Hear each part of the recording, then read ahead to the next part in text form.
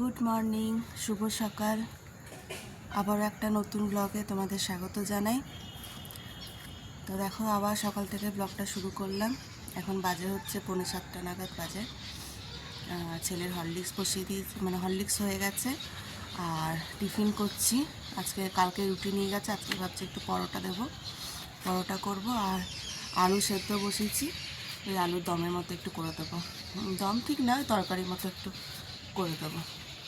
তারপর ছেলেকে ওঠাবো, হরলিক্স খাওয়াবো, তারপর রেডি করাবো, স্কুল যাব। তো চলো, পুরো ব্লগটা দেখতে থাকো, আশা করছি ভালো লাগবে। তো রেডি হয়ে গেছি স্কুলের জন্য। ছেলেও রেডি হয়ে গেছে, বাইরে ঘরে আছে। ব্যাগ তো গোছানোই আছে। আর এখানে টিফিন দেখো, দাঁড়ো, এই যে আলুটা সেদ্ধ করে একটু পেঁয়াজ দিয়ে মাখা মাখা তরকারি মতো করে দিলাম, সস দিয়ে। আর একটু ম্যাগি মশলা দিয়েছি। ব্যাস, এটা হয়ে গেল, পরোটা হয়ে গেল। জল আর টিফিনটা ভরবো। ব্যাগ তো গোছানোই আছে। চলো ওকে দিয়ে আসি, তারপর কি রান্না করছি না করছি পরে দেখাচ্ছি। ছেলেকে স্কুলে নামিয়ে দিয়ে এলাম। এখন এসছি হচ্ছে চণ্ডীদাস বাজার। এখানে মাছ নেব, চিংড়ি মাছ নেব, আর রুই মাছ আছে বাড়িতে। আর একটা জায়গায় মোরলা মাছ নেব, ওটা বলে এসছি, রেডি করে রাখবে। আর এখানে চিংড়ি মাছ নেবো, আর কিছু সবজি নেওয়ার আছে। চলো তোমাকে দেখাচ্ছি। চলে এলাম মাছের বাজারে। দেখো কত ভ্যারাইটিস মাছ, ভেটকি মাছ, রুই মাছ, কাতলা মাছ, পমফ্রেট, তারপরে চিংড়ি, ইলিশ, ভোলা, সব রকমের মাছ আছে। মোরলা মাছ আছে। তো আমাদের চিংড়ি মাছটাই দরকার, চিংড়ি মাছটাই নেব, চিংড়ি মাছেরই তরকারি করব। আর এই যে এই চিংড়িটা নিচ্ছি। দেখো ইলিশ, অনেকবার করে বলছিল এই মাছ ওই মাছ নেওয়ার জন্য, না এখন যেটা করব সেটাই শুধু নিই। তো চলো মাছটা নিয়ে নিই। এরপর চলে এলাম মাছ বাজার থেকে সবজি বাজার।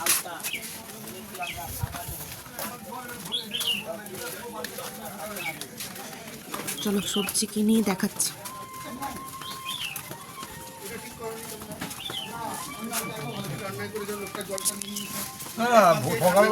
সকাল সকাল তো অনেকটা ফাঁকা। বেগুন নেওয়ার আছে, বেগুনটা নেব।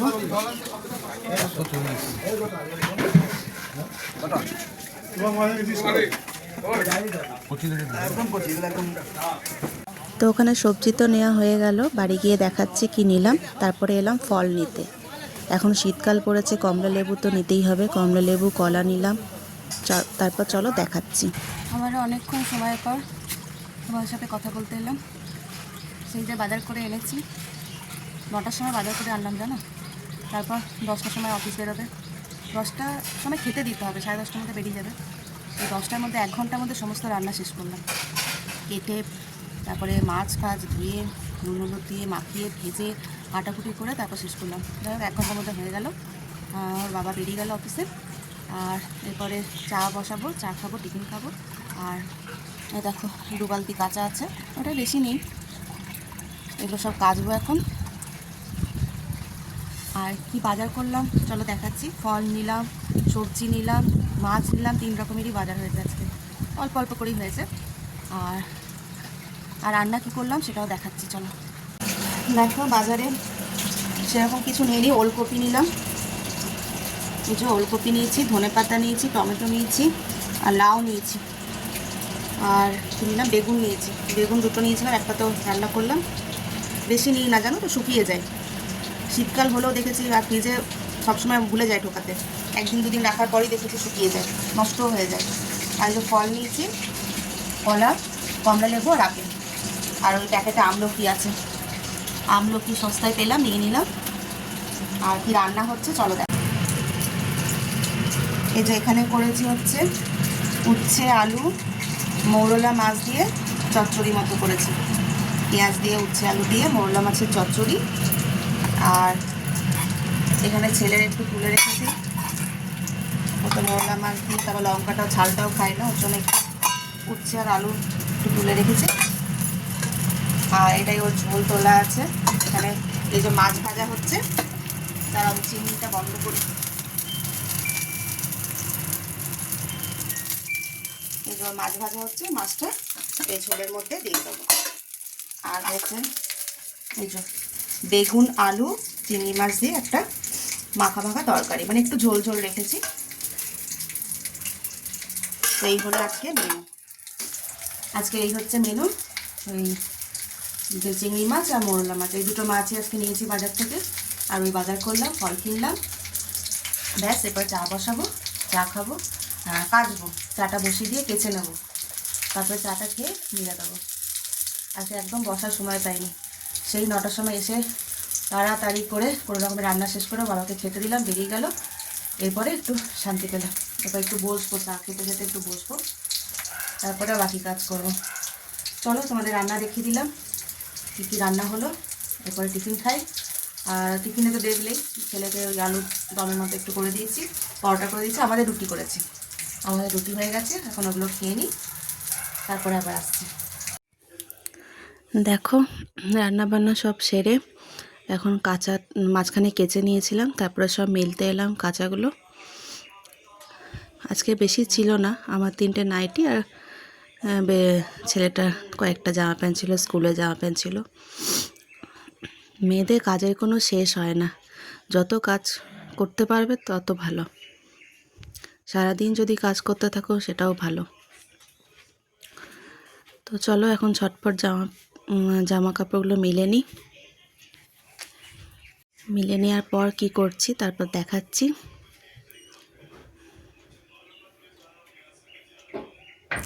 আর এখন রোদটা ভীষণ ভালো লাগে, সবে সবে রোদটা, মানে শীতকালে রোদটা আসছে, খুব ভালো লাগছে। আর দেখো সকাল থেকে আমি জামা ছাড়ারও সময় পাইনি, এসেই তাড়াতাড়ি করে রান্না করে না কাজগুলো আগে শেষ করে নিই, তারপর একেবারে চান করব, তখনই জামা ছাড়া হবে।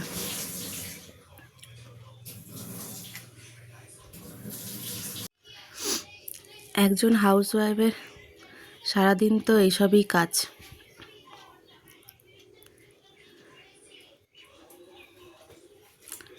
সকালে উঠে রান্না করা, টিফিন করা, ছেলেকে দেখা, হাজব্যান্ড অফিস যাবে তাকে সব রেডি করে দেওয়া, নিজেকে সময়টা খুব কমই দেওয়া হয়।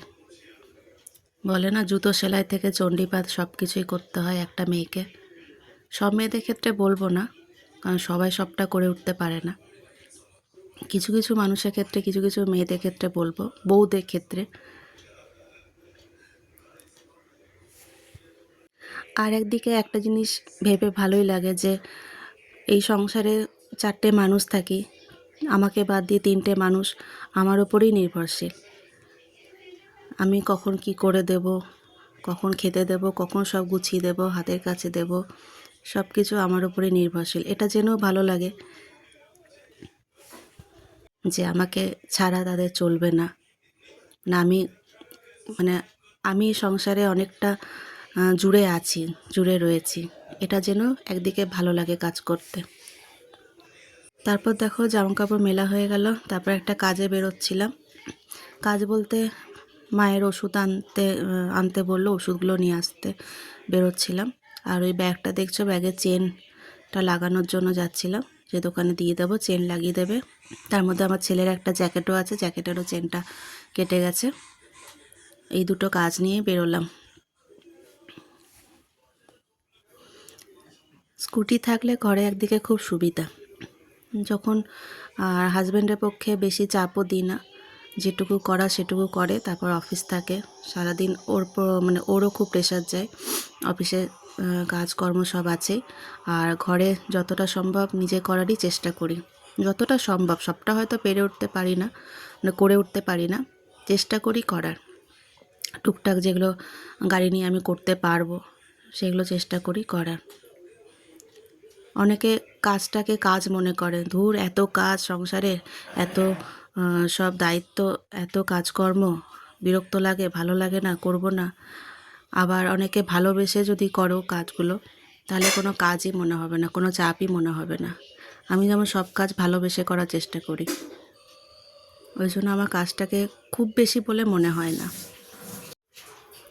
তারপর দেখো ওষুধের দোকান চলে এলাম, এখানে ওষুধগুলো নিয়ে নেবো, সব না পেলে আবার অন্য দোকান যাব।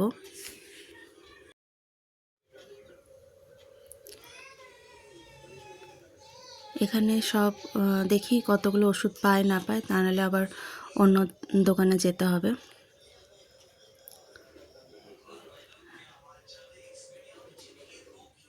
ওষুধ নিচ্ছি আর এবার করে গাড়িটা দেখছি আছে কি না। তো এখানে সব ওষুধ পেলাম না, আবার অন্য একটা দোকানে যেতে হবে। চলো ওখানে যাই। তো আর একটা দোকান থেকেও ওষুধ নিয়ে নিলাম, নেওয়া হয়ে গেছে। ব্যাগটাও দোকানে দিয়ে দিলাম, আর ভিডিও করিনি কারণ একা হাতে আর পেরে উঠছিলাম না। তো এখন দেখো বাড়িতে চলে এলাম, গাড়িটাও ঢুকিয়ে দিচ্ছি।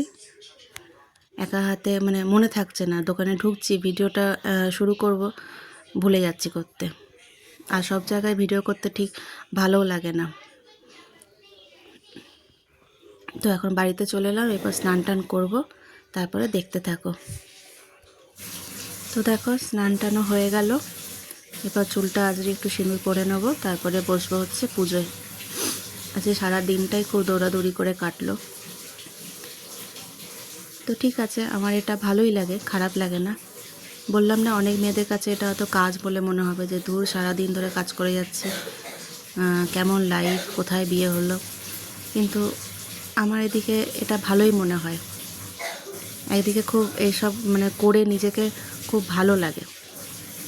দেখেছো, আমার জন্য সবাই বসে আছে, আমি এটা করে দেব, তারপর আমার গুরুত্বটা হয়তো বেশি সংসারে, সেটা ভেবে একদিকে ভালোই লাগে। স্নান টান সেরে বাইরে এলাম, বাইরে জবা ফুটেছে, জবাগুলো তুলে নিই। আছে 2-3টে বোধহয় জবা ফুটেছে, আর এই গাছটাতে একদম ফোটেনি। আর ওইটা দেখো, এটা হচ্ছে মেহেন্দি গাছ।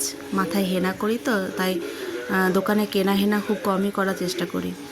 ওই মেহেন্দি পাতা বেটে তারপর লাগাই। ওই একটা ফুটেছে, চলো জবাগুলো তুলে নিই তাড়াতাড়ি, তারপরে পুজো করব। এখন বাইরে জল দিতে চলে এলাম, তুলসী গাছে জল দেব,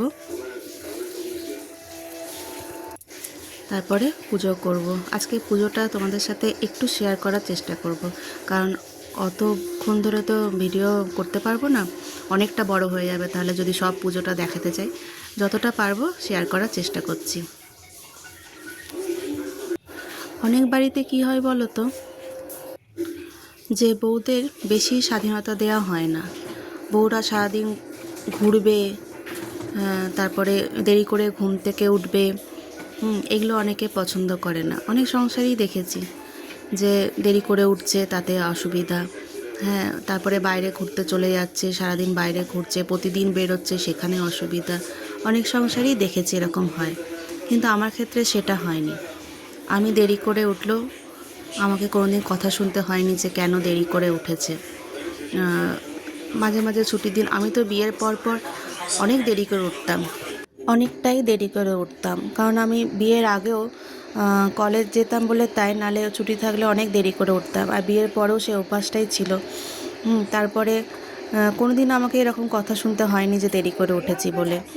তারপর কিছু কাজ থাকলে বেরিয়েও পড়তাম বাজারে, দেরিও হতো আসতে, প্রায় দিনই সন্ধ্যাবেলায় বেরিয়ে পড়তাম। এখন বেরোতে পারি না ছেলের পড়াশোনার জন্য, কিন্তু আগে প্রায় দিনই সন্ধ্যাবেলায় বাজারে বেরিয়ে পড়তাম। এটা ওটা টুকটাক যাই জিনিসপত্র কেনার থাকতো, মানে আমার দরকার নাও থাকলেও ঘুরতে হয়তো চলে যেতাম। তো সেটার জন্য আমাকে কোনোদিন কথা শুনতে হয়নি যে বেরিয়ে পড়ছে, কারণ আমি সেই জায়গাটাই দিইনি কথা শোনানোর সেই জায়গাটা দিইনি যে আমাকে কথা শুনতে হতে পারে। এই কারণের জন্য, কারণ আমি যেখানেই গেছি নিজের কাজটা গুছিয়ে গেছি, সংসারের সমস্ত কাজ গুছিয়ে তারপর বেরিয়েছি। আর যেটা না পেরেছি এসে করেছি, সেই জন্যই আমি কথা বলার মানে কাউকে কথা শোনানোর সেই সুযোগটাই দিইনি। আর যারা এগুলোর জন্য কথা শোনে তারা সেই সুযোগটা দেয়, সংসারে কিছু দায় দায়িত্ব কর্তব্য না করেই হয়তো চলে যায়, সেই জন্যই তাদেরকে কথা শুনতে হয়। কিন্তু ঠাকুর করে আমি এরকম ধরনের কথা কোনোদিন শুনিনি, বা আমি শোনানোর সুযোগ দিইনি। কারণ আমি জানি এই সংসারে আমি কাজ না করলে কোনো কাজই এগোবে না। কারণ শাশুড়ি মার বয়স হয়েছে, তিনি পারেন না সব কাজ করতে, তার পক্ষে সম্ভব নয় সব কাজ করা। ছেলে ছোট, ছেলের পক্ষেও কাজ করা সম্ভব না, ওকেই সমস্ত কাজটা গুছিয়ে দিতে হবে।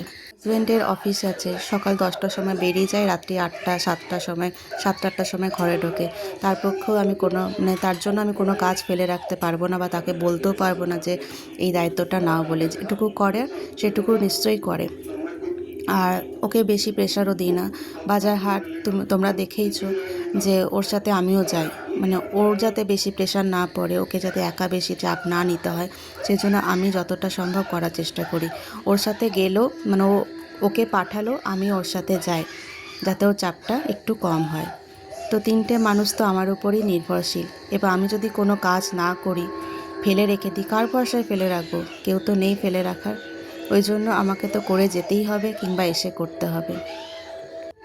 তাই আমাকে কেউ কথা শোনানোর সুযোগ পায় না যে কাজ না করে ঘুরতে বেরিয়ে গেছে, বা সকাল হলো বেরিয়ে পড়লো। দেরি করে উঠলেও সমস্ত কাজ কিন্তু আমি সময়ের মধ্যেই গুছিয়ে নেওয়ার চেষ্টা করি, তাই দেরি করে উঠলেও আমাকে সেই কথাটা শুনতে হয় না। আর দেখো, তোমাদের সাথে কথা বলতে বলতে পুজোটা অনেকটাই কমপ্লিট হয়ে গেল, সব ঠাকুরদের স্নান হয়ে গেল। এই যে মা বৈষ্ণব দেবী দেখছো, আমাদের যতগুলো ঠাকুর আছে সব কিন্তু তাদের নিজেদের জায়গা থেকেই আসা। মানে মা বৈষ্ণব দেবীকে দেখালাম, মা বৈষ্ণব দেবী মন্দিরের ওখান থেকেই মাকে আনা হয়েছে। গণেশকে দেখলে চান করালাম, গণেশটা কিন্তু বোম্বে থেকে আনা হয়েছে। বোম্বে গেছিলাম, সেখানে সিদ্ধিবিনায়ক আছে, সিদ্ধিবিনায়ক ওখান থেকেই মন্দির থেকেই গণেশ আনা হয়েছে। আমাদের যে নারায়ণ আছে, নারায়ণকেও হরিদ্বার থেকে আনা হয়েছে। ঠাকুর রামকৃষ্ণ, মা শারদার যে ফটোটা দেখছো, সেগুলো দক্ষিণেশ্বর থেকে আনা হয়েছে। বাবা শিবকে দেখলে, শিবকেও তারকেশ্বর থেকে আনা হয়েছে। সমস্ত ঠাকুরই তাদের নিজেদের জায়গা থেকেই এসেছে। বাবা তারকনাথ আমার বিয়ের আগের থেকেই আছে, সেখান থেকে শুনেছিলাম মায়ের মুখে যে ওখান থেকে আনা হয়েছে। সিদ্ধিবিনায়ক আমি নিজে এনেছি বোম্বে থেকে। আর সরস্বতীটা দেখতে পাচ্ছ, এটা আগের বছর ধানতেরাসে কিনেছিলাম, মাকে নিয়েছিলাম। আমাদের বাড়িতে সরস্বতী পুজো হয়, ঠাকুরের মূর্তি এনেই পুজো করা হয়। তো আগেরবার ভেবেছিলাম যে একেবারে পেতলের মূর্তি নিয়ে আসবো, নিয়ে পুজো করব। ছেলেও বড় হচ্ছে, পড়াশোনা করে, সেই জন্য আগেরবার ধানতেরাসের সময় কিনে এনেছিলাম। তো সব ঠাকুরদেরই মোটামুটি দেখো স্নান করানো হয়ে গেল। আমাদের পুজো করতে অনেকটা সময় লাগে, সব ঠাকুরদের মোছানো, চান করানো, ফুল দেওয়া, খাবার দেওয়া, অনেকটা সময় লাগে। ওইদিকে কোণে দেখতে পাচ্ছ, ওটা হচ্ছে মা ভোলাই মাতা। ঠাকুর রামকৃষ্ণের পাশে যে ফটোটা আছে, ওটা হচ্ছে মানালি থেকে আনা হয়েছে, ওখানে মা আছে। আর এ পাশে দেখছো থাবে মা, ওটা বিহার থেকে আনা হয়েছে। বিহার আমরা গেছিলাম, তোমাদের কোনো ভিডিও সেরকমভাবে বিহারে দিতে পারিনি, কারণ আমার ফোনটা খারাপ ছিল।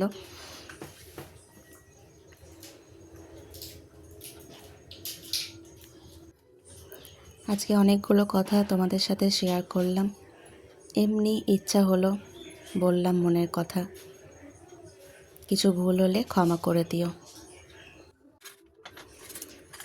তারপর দেখো, আমার চন্দন দেওয়া, সিঁদুর দেওয়া সব হয়ে গেল ঠাকুরদের, ফুলও দিয়ে দিলাম। এরপর খেতে দিচ্ছি। এই পাশে দেখলে দিলাম, ওখানে কার্তিক আছে, নতুন এসছে আমাদের ঘরে, নতুন অতিথি, ওখানে বাবাকে রেখেছি। আর এখানে সবাইকে খেতে দিচ্ছি।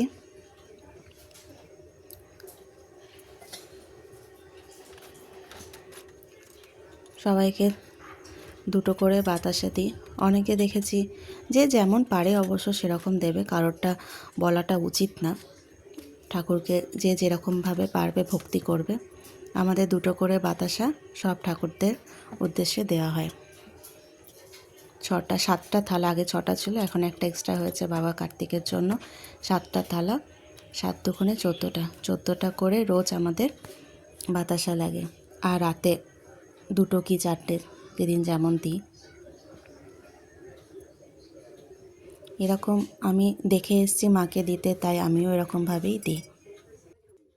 তো দেখো, তোমাদের সাথে গল্প করতে করতে আমার পুজো কমপ্লিট। এরপর একটু পরে ঠাকুরের থালাগুলো সব নামিয়ে নেব, কারণ বেশিক্ষণ থালা রাখি না, 2 মিনিট রাখি, তারপর নামিয়ে নিই। আমাদের ঠাকুরের আসনটা কেমন লাগে তোমরা প্লিজ কমেন্টে জানিও।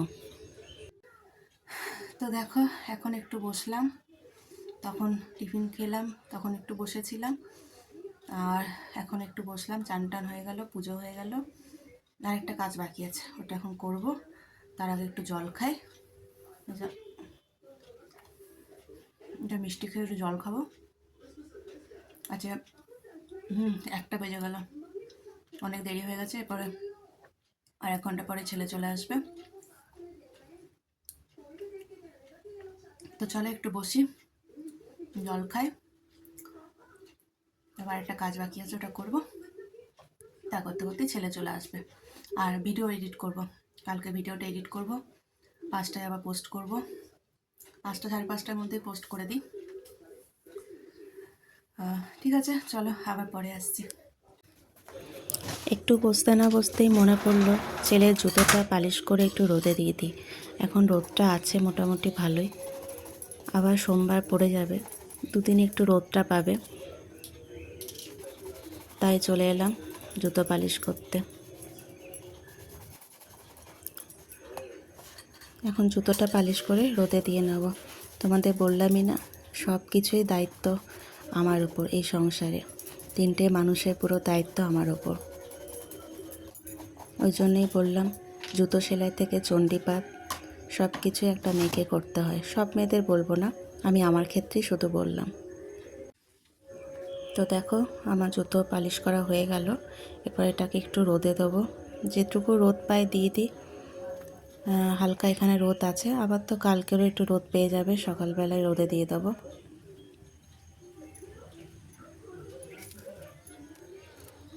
ওখানে রোদটা ঠিক দেখলাম হচ্ছে না, এদিক এই সাইডটাতে একটু রোদ পাবে, এখানটা একটু দিয়ে দিই। দেখো আবারও অনেকটা সময় পর এলাম, খাওয়া দাওয়া সব কমপ্লিট, সবার খাওয়া হয়ে গেছে। আর ছেলেকে লেবু দিয়ে এলাম, লেবু খাচ্ছে। আমি এলাম জামা কাপড়গুলো তুলেই নিই, রোদ আছে হালকা হালকা, হালকা হালকা রোদ আছে। একবার বসলে আর পরে উঠতে ইচ্ছে করে না। ওকে পড়াতে বসি, পরে আবার উঠবো। তো ভাবলাম যে একেবারে তুলে ঘরে যা একটু ভিজে আছে ঘরে মিলে দিই, তাহলে আর পরে উঠতে হবে না, একেবারে সন্ধ্যা দিতে উঠবো।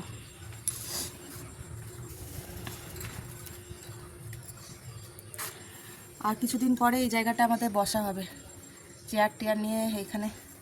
বাবা তো গাড়ি নিয়ে বেরিয়ে যায়, তখন এইখানটা আমরা বসি, লেবু খাই, ফল খাই, আর রোদ পোয়াই। আর একটু শীত পড়লে তারপর তখন রোদ পোয়াবো, এখন তো অতটা ঠান্ডাটা পড়েনি। তো চলো জামা কাপড়গুলো তুলে নিই, তারপরে আবার সন্ধ্যাবেলায় আসছি। দেখো আবার অনেকটা সময় পর আবার এলাম, চিংড়িটা বন্ধ। রান্না বান্না কমপ্লিট রাতে, এবারে খাওয়া হবে। আর একটু শুয়ে পড়েছিলাম, ছেলেকে পড়ানো টড়ানো তো হয়ে গেল। তারপরে ওর বাবা এলো অফিস থেকে, চা করলাম, একটু বসে কথা বলছিলাম, ওই জন্য আর সে সময় কোনো ভিডিও করিনি। আর রাতে রান্নাটা রাত্রি করে নিলাম, 9:30 মতো বাজে। চলো কী করেছি দেখাচ্ছি। আলু ভাজলাম আর রুটি, আজকে রুটি আর আলু ভাজা, এই হলো। তো চলো ব্লগটা এখানে শেষ করে দিই। পুরো ব্লগটা সবাই দেখো, পাশে থেকো, তোমরা পাশে না থাকলে কিছুই করতে পারবো না। তো প্লিজ সবাইকে বলছি পাশে থেকো, পুরো ব্লগটা দেখো, ভালো লাগলে লাইক করো, কমেন্ট করে জানিও কেমন লাগছে। আর যারা নতুন আছো তারা সাবস্ক্রাইব করে দিও। তো চলো আজকে এখানেই শেষ করলাম, আবার দেখা হবে নতুন একটা ব্লগে। Good night.